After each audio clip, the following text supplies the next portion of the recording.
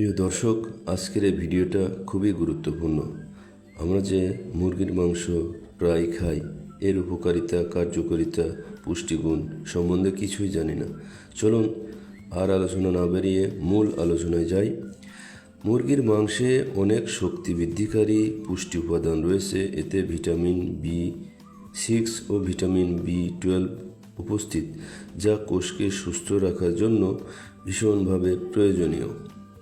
এছাড়াও এতে রয়েছে আয়রন এবং জিঙ্কের মতো খনিজ উপাদান, যা হজম শক্তি বাড়াতে এবং রোগ প্রতিরোধ ক্ষমতা বৃদ্ধি করতে সাহায্য করে।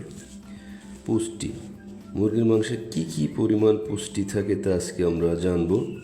পুষ্টির মধ্যে আছে প্রোটিন, খাদ্য শক্তি, শর্করা, iron, fatty acid, sodium, vitamin C, vitamin B6, vitamin A এবং কার্বোহাইড্রেট। এর উপকারিতা অনেক।